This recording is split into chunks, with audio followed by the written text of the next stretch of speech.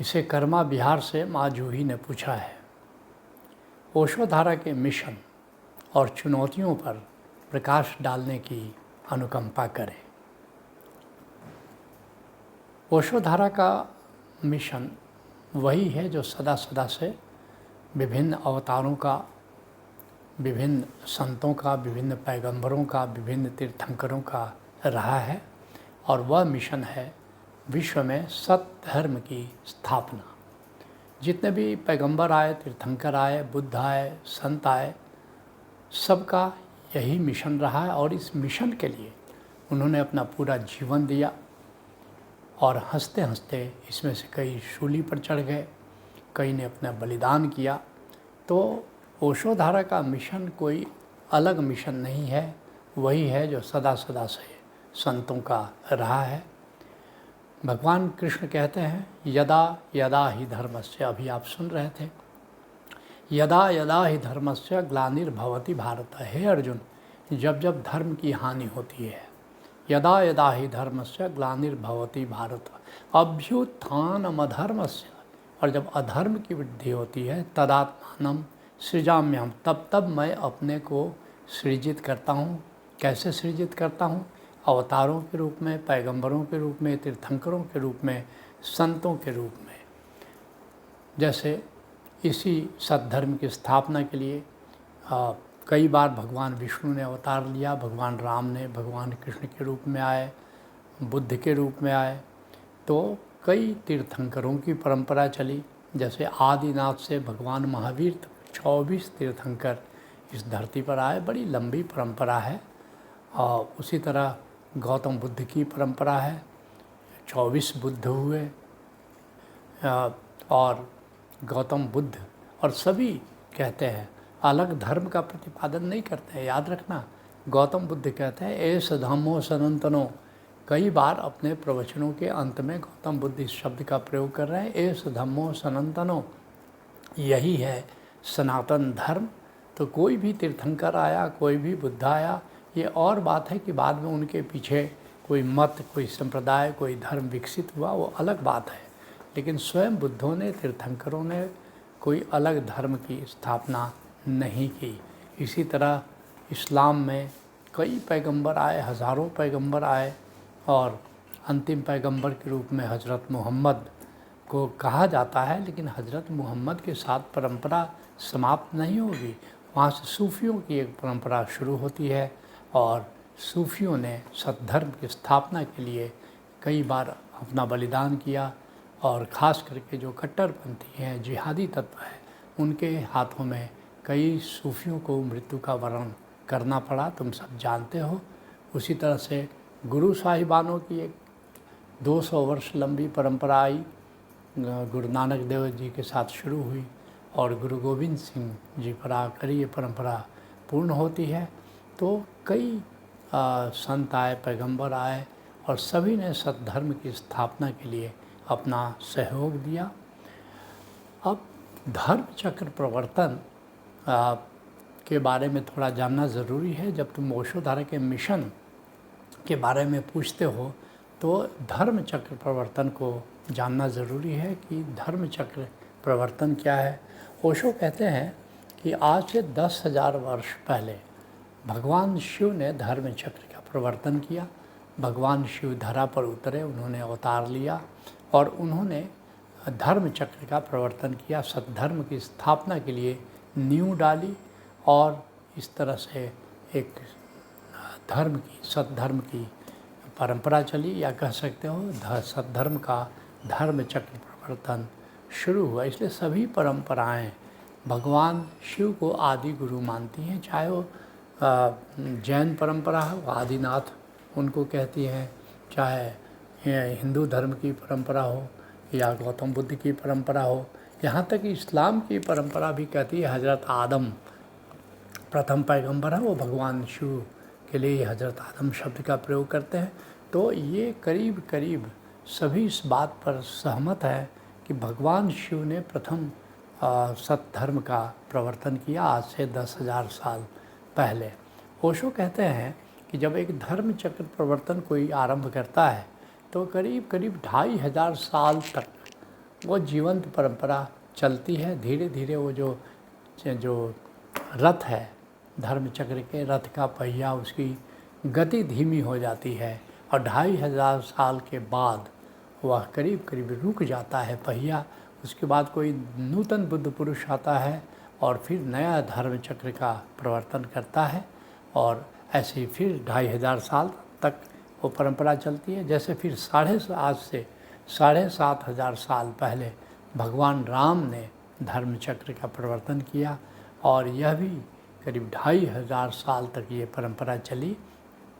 और फिर आज से 5000 साल पहले तृतीय धर्म चक्र का प्रवर्तन भगवान कृष्ण ने किया, और भगवान कृष्ण द्वारा प्रवर्तित यह धर्म चक्र प्रवर्तन भी 2500 साल तक आगे चला।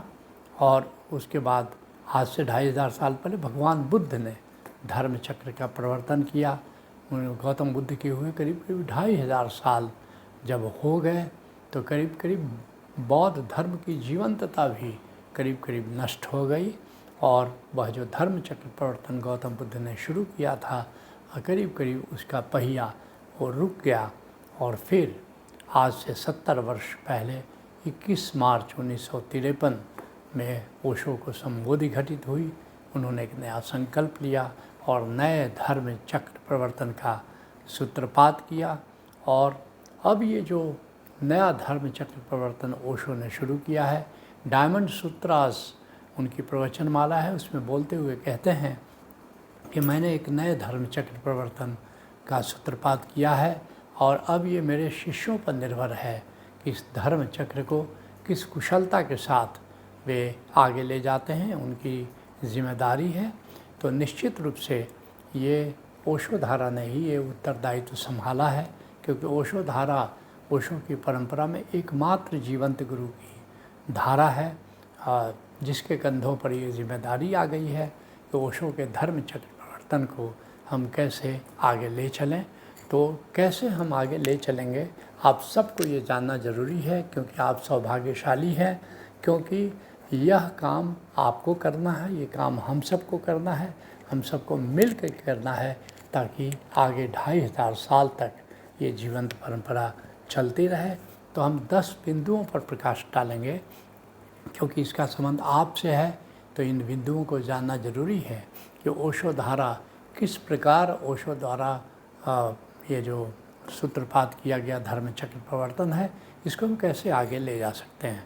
जो पहला बिंदु है वह है कि जीवित सद्गुरु की परंपरा को स्थापित करना, क्योंकि जब भी कोई इस तरह से धर्म चक्र प्रवर्तन शुरू हुआ या नया सद्गुरु, जीवित सद्गुरु आया, हमेशा एक खतरा पैदा हो गया कि उसके बाद आने वाले लोग घोषित कर दें कि अंतिम गुरु था।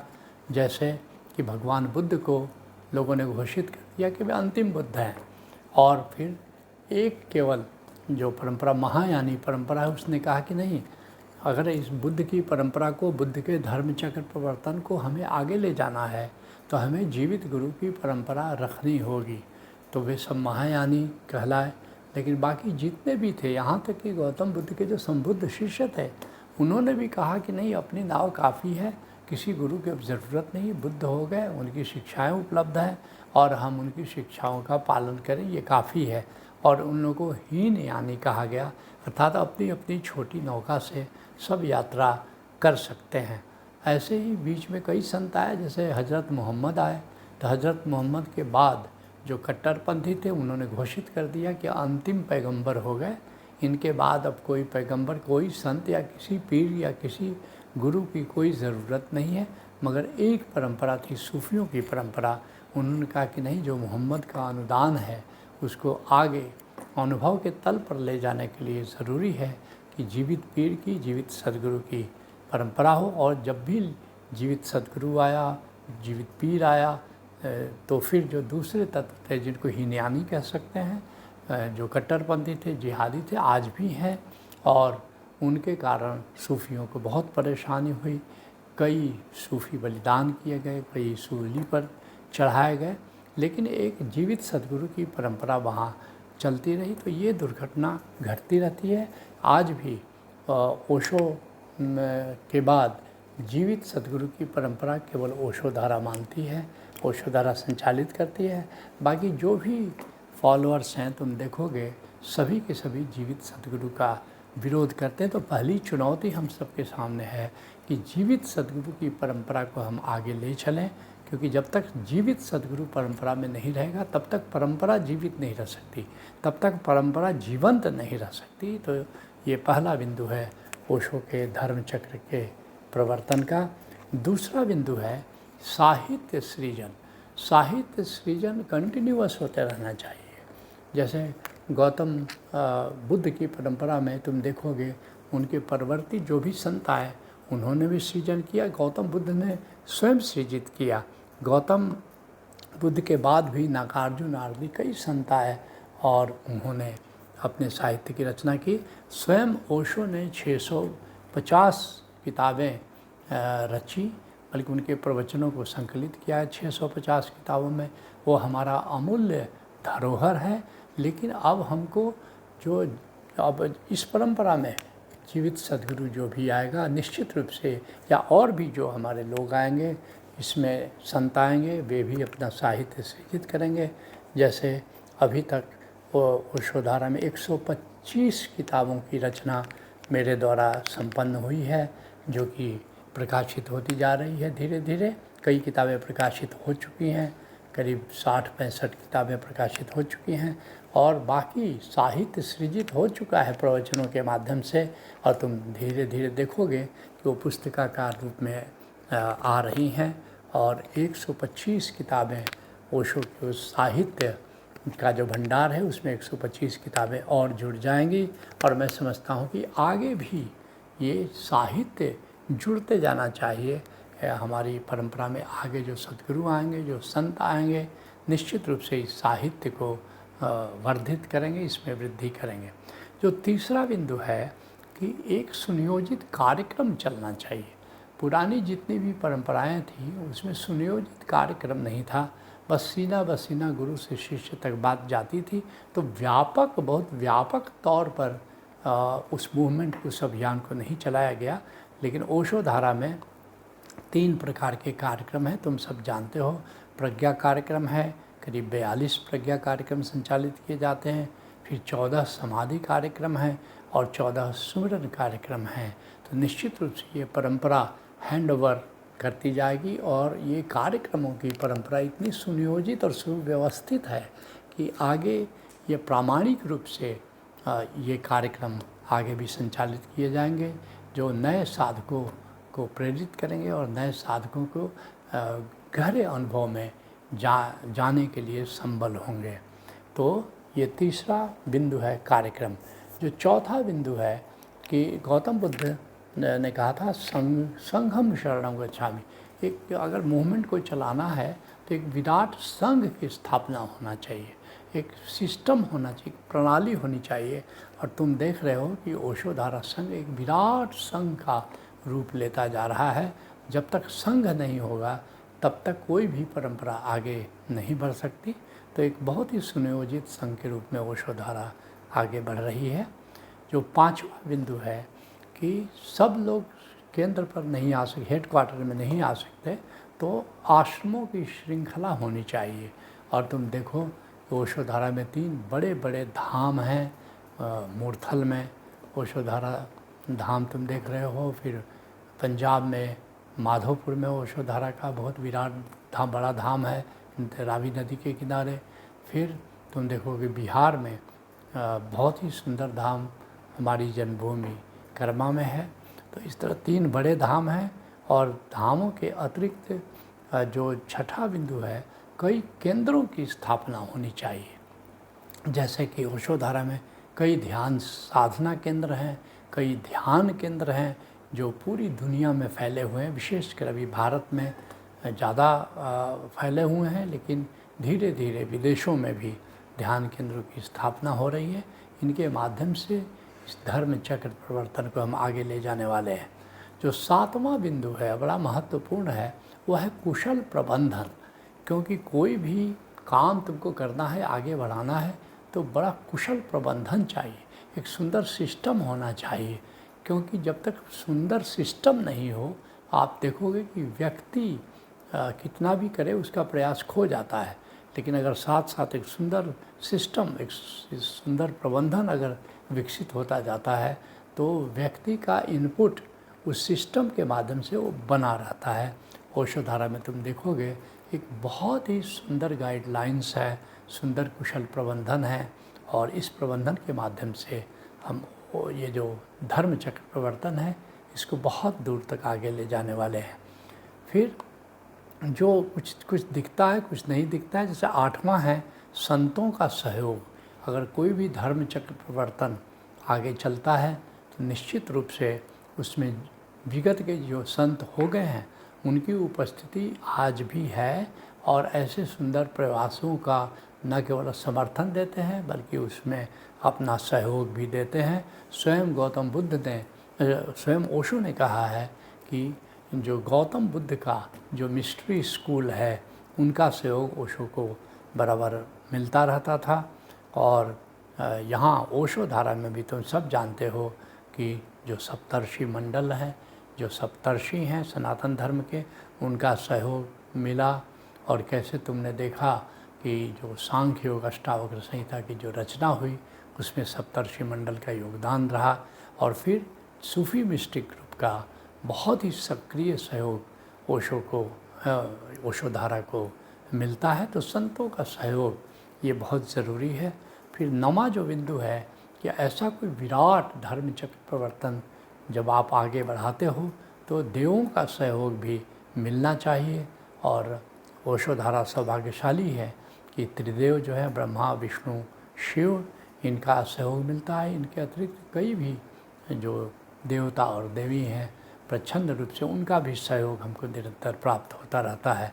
और 10वां जो बिंदु है और सबसे महत्वपूर्ण बिंदु है, कोई भी धर्म चक्र आगे नहीं बढ़ सकता जब तक साक्षात गोविंद का ही सहयोग नहीं हो।